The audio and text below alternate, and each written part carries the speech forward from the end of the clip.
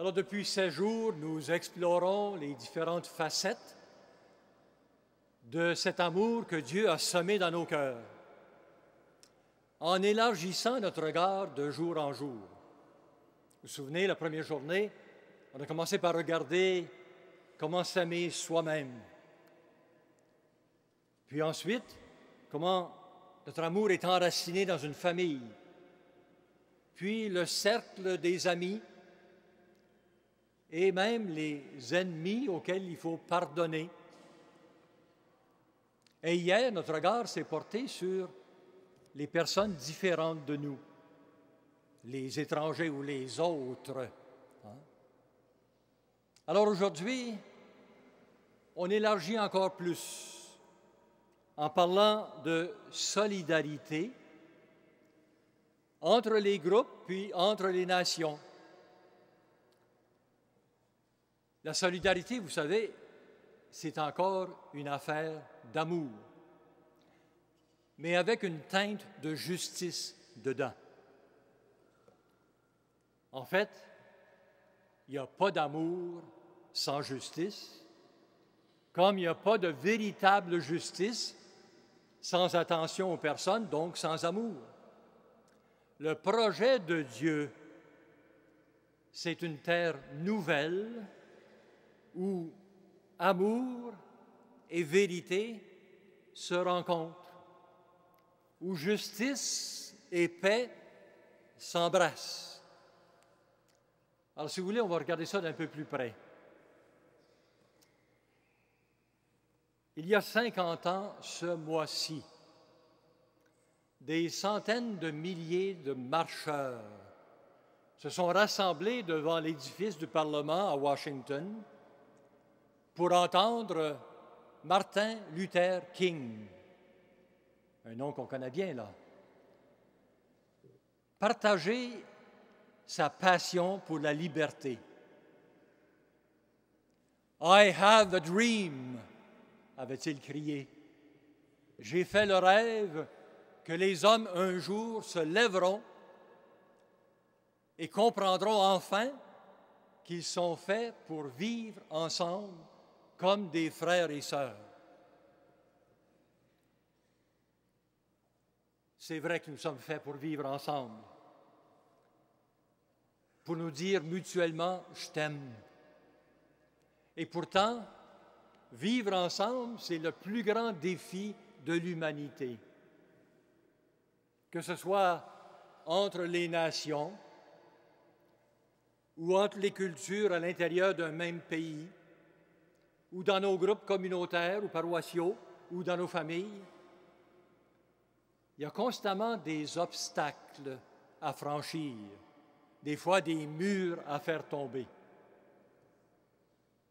Alors, qu'est-ce que ça prend pour apprendre à vivre ensemble d'une façon libre?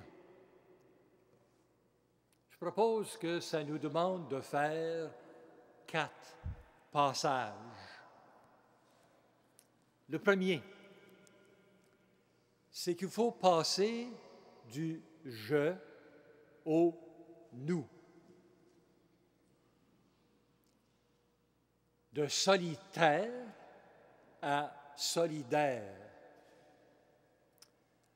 Un des très grands éducateurs de la libération des peuples, il se nommait Paulo Freire, a écrit un jour « Personne ne se libère seul. Personne ne libère autrui, mais les humains se libèrent ensemble. » Pourquoi ça?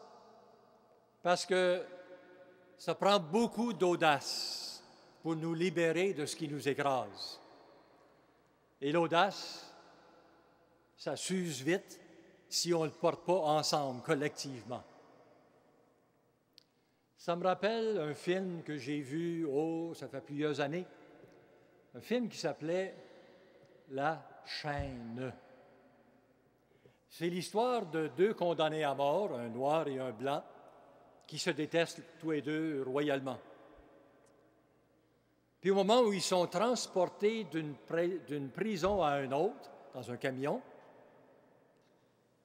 le camion vire à l'envers. Alors les deux ont la chance de se sauver. Mais voilà, ils sont menottés l'un à l'autre. Alors pour se sauver, pour s'évader, pour se libérer, ils doivent apprendre à briser leurs chaînes pour pouvoir s'évader et se libérer pour vrai. Eh bien, ils passent à travers toutes sortes d'épreuves. Puis ces deux personnes qui se haïssent à mort finissent, à travers les épreuves, par se découvrir et s'apprécier l'un l'autre. Puis enfin, ils arrivent à se libérer en s'entraidant. C'est une belle parabole, il me semble, de ce qu'on doit faire aujourd'hui. Vous savez, dans le chaos social puis planétaire actuel, ou bien on s'en sortira ensemble, les humains puis la planète, ou on ne s'en sortira pas du tout, on va crever ensemble. Que ce soit les gens du Nord et du Sud, les pauvres, les riches, les patrons, les travailleurs, les croyants, les incroyants, les gens de blanc ou les gens de couleur, hommes ou femmes, on a besoin les uns des autres. Prenez comme exemple la pollution de l'air. Ça affecte tout le monde en même temps, puisque c'est le même air que nous respirons tous et que ça développe, quand c'est pollué, des maladies qui affectent les riches autant que les pauvres. Alors, pas question de rester solitaire, chacun dans son coin. Il nous faut entrer, de gré ou de force, dans de nouvelles solidarités. Ça, c'est le premier passage, du « je » au « nous ». En voici un deuxième. Il faut passer de l'indignation à l'engagement devant les injustices criantes autour de nous autres. Je vous pose la question, est-ce qu'il y a des choses que vous trouvez inacceptables dans ce qui se passe aujourd'hui dans le monde? Moi, je vous donne 3 exemples qui me rejoignent aux tripes. Je suis indigné devant la concentration des richesses entre les mains de 1% de la population. C'est rendu que les 50 présidents de grandes compagnies ici au Canada gagnent 212 fois plus que la moyenne de leurs employés. Ça veut dire bien des millions par rapport à quelques dizaines de milliers de dollars. Et on réduit encore leurs impôts et on leur donne des bonis exorbitants, même quand c'est eux qui ont causé la faillite de leur entreprise. Trouvez-vous ça acceptable, vous autres? Vous n'avez pas l'air bien convaincus. Trouvez-vous ça acceptable, vous autres? Merci, parce que ce soir, on va envoyer le DVD à tous nos partis politiques. Il faut qu'ils entendent un gros nom.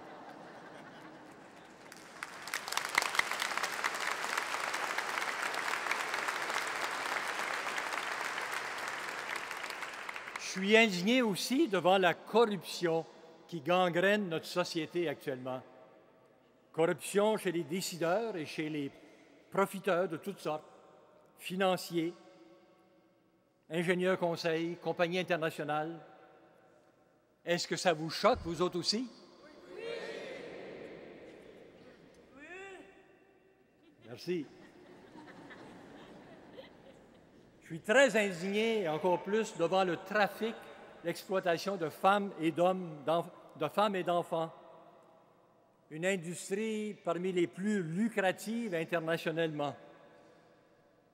Chez nous, ici à Trois-Rivières, le Comité pour l'abolition de la traite humaine s'acharne à arracher des jeunes à l'empire de la prostitution.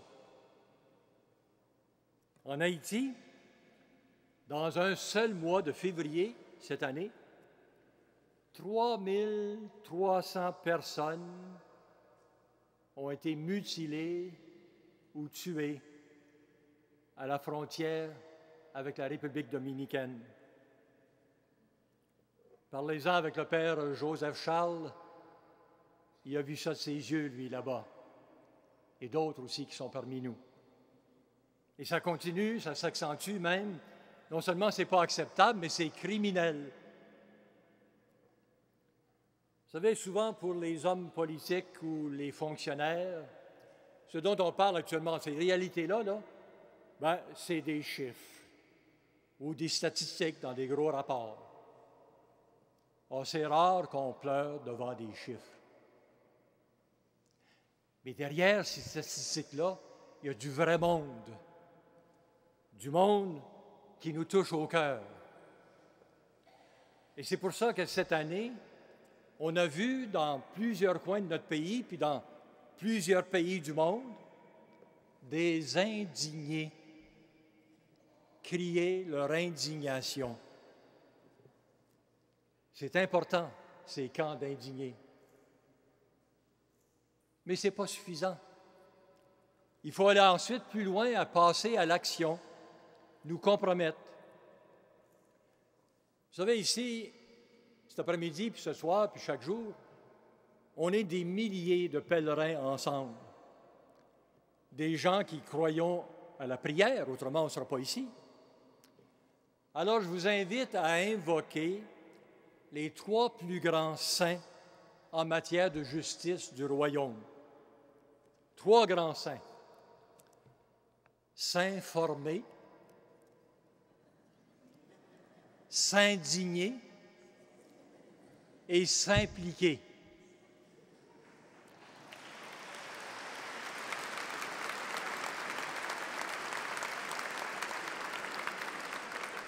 Ajoutez ça à votre litanie des saints le soir, puis vérifiez ensuite ce que vous avez fait. Il y a eu chez nous des contestations par les jeunes cette année, suivies d'une mobilisation générale de gens qui sont même allés dans les rues. Est-ce que ce serait le cri de tout un peuple pour une société qui ne soit pas menée uniquement par les lois du marché et du profit?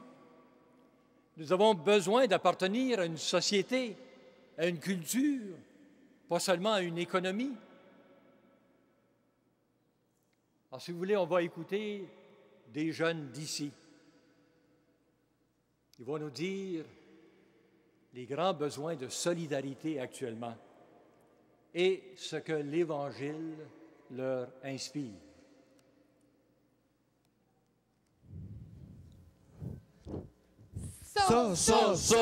Solidarité. Solidarité. Solidarité.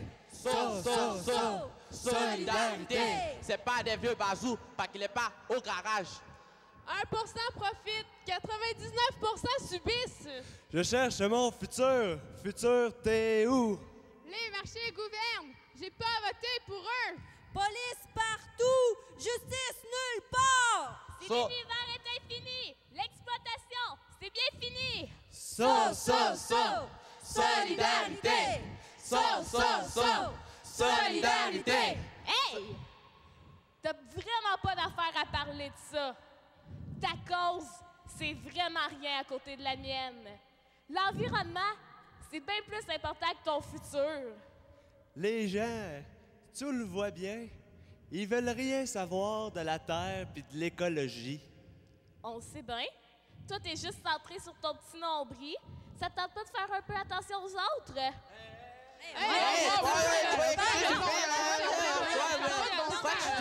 marche pas comme ça. Non, mais quand même.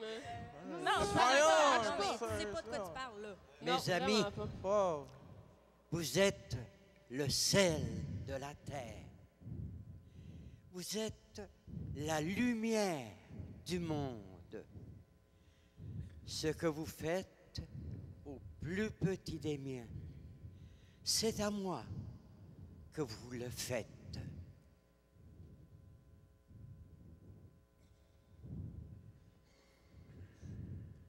Ce que vous voulez que les autres fassent pour vous, faites-le pour eux. Faites-le pour eux. Le plus grand parmi vous, qu'il soit le serviteur de tous. Qu'il soit le serviteur de tous. Le travailleur mérite son salaire. Mérite de son salaire. Heureux sont les faiseurs de paix. La terre leur appartient. La terre leur appartient. Cherchez d'abord la justice de Dieu et tout vous sera donné. Et tout vous sera donné. Allez par le monde entier, annoncez cette bonne nouvelle. Annoncez cette bonne nouvelle. Solidarité! Solidarité! Solidarité! Solidarité! Solidarité!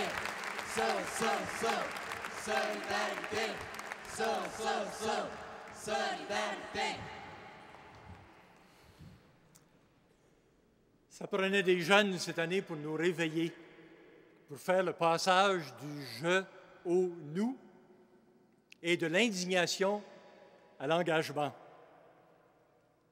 Je propose qu'il y ait un troisième passage qui est peut-être plus particulièrement difficile pour nous autres, les gens d'en haut de 50 ou 70 ans. Ce passage-là, je l'appelle le passage de la sacristie à l'Évangile vécu au quotidien. Je suis conscient de toucher une corde sensible chez les gens d'Église comme nous. On est porté parfois, vous savez, à opposer les spirituels, ceux qui prient, et les militants, les gens qui s'engagent dans des actions sociales et communautaires au nom de leur foi en Jésus-Christ.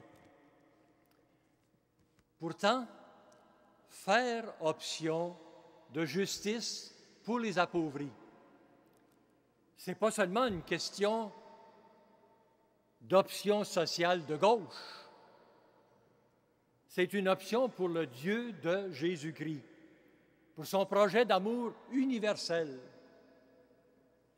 Vous savez, Jésus s'est identifié aux dépossédés. Il nous a même dit que c'est là-dessus que portera l'examen final à la fin de notre vie. On est chanceux, il nous a donné les questions d'examen. J'avais faim. M'as-tu donné à manger, oui ou non? J'avais soif. J'étais un étranger, m'as-tu accueilli, oui ou non? J'étais nu, malade, prisonnier, qu'est-ce que tu as fait pour moi? Mais Seigneur, quand est-ce que tu vivais ça? Je ne t'ai pas reconnu.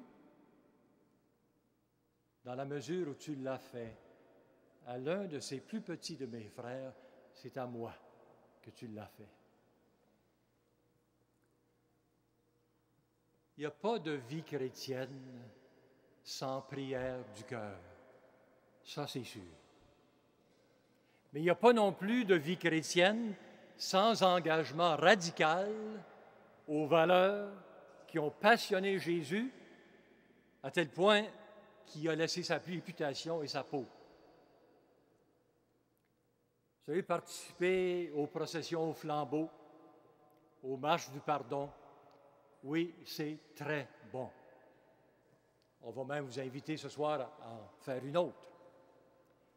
Mais c'est important aussi, quand on le peut, de marcher avec ceux qui réclament justice au nom de valeurs humaines qu'on retrouve dans l'Évangile, le respect de chacun, l'honnêteté, le traitement équitable pour tous, surtout pour les plus fragiles.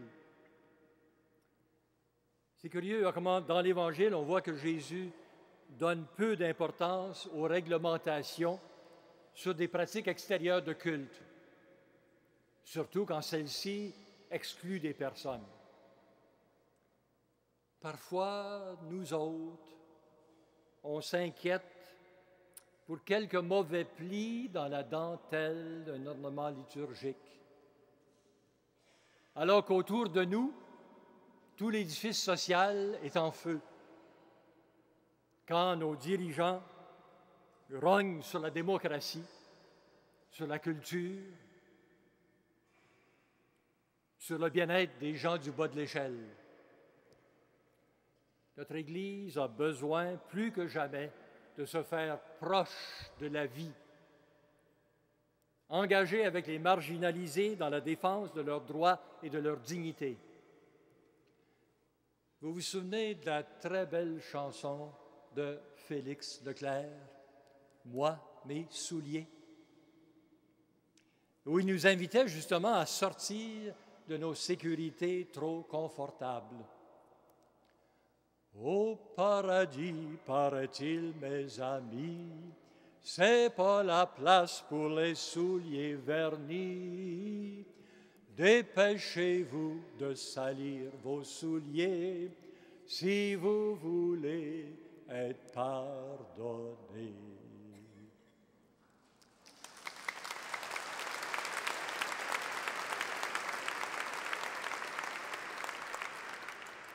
Les trois passages dont on vient de parler, du « je » au « nous », de l'indignation à l'engagement, puis de la religion de sacristie à l'Évangile vécu dans la vie, sont tout un défi, si bien que parfois on est porté à se décourager, à baisser les bras.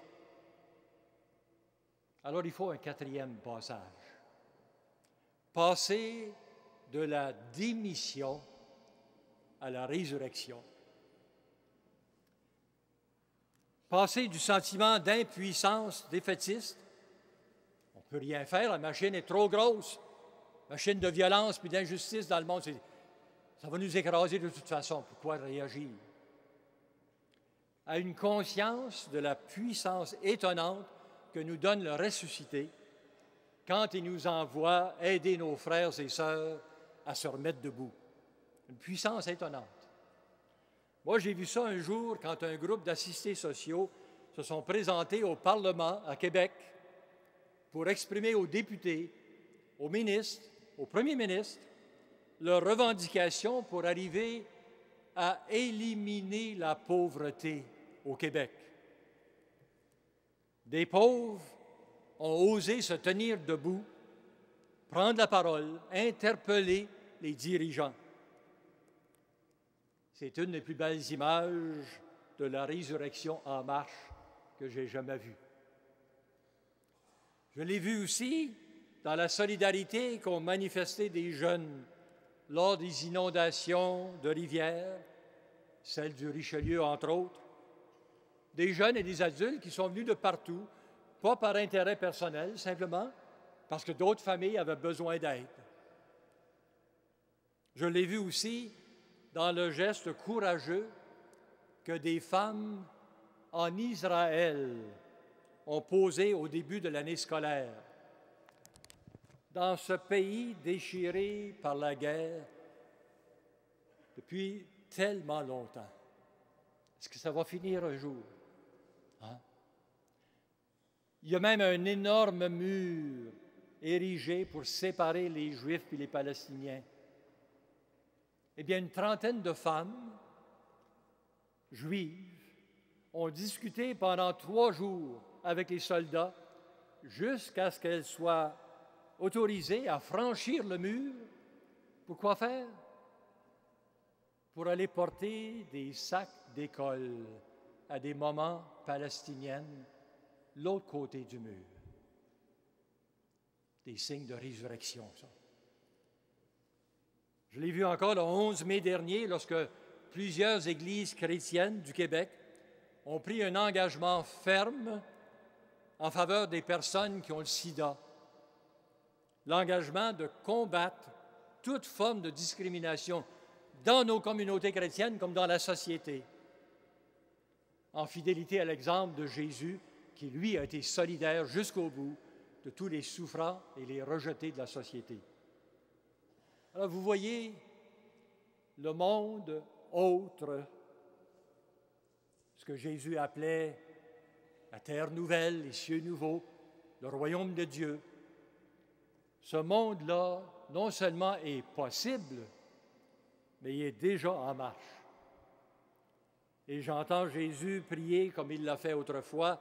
Je te bénis, Père, Seigneur du ciel et de la terre, d'avoir caché tes secrets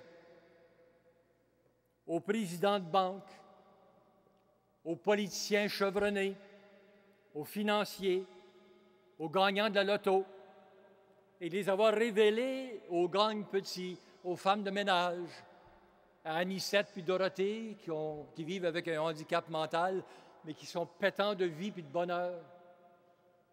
Oui, Père, sois béni de révéler ainsi ton projet d'amour pour toute l'humanité. Et je termine avec une précieuse leçon que la vie m'a apprise. Si je rêve mes rêves tout seul, ça risque de demeurer juste ça, des rêveries, sans lendemain, avec une frustration de plus quand il tombe à l'eau. Mais si je partage mes rêves avec d'autres personnes, déjà, il y a quelque chose de neuf qui a commencé. Il y a un partage. Puis dans ce partage-là, il y a une mise en commun des luttes puis des espoirs. Et si j'entre maintenant avec d'autres dans le grand rêve de Dieu pour l'humanité, une force étonnante nous envahit, une force de solidarité et de libération pas tuable. N'oublions jamais que nous avons pour ça de 3 nouveaux saints pour nous soutenir dans notre mission de solidarité. S'informer, s'indigner, s'impliquer. Priez pour nous. Amen.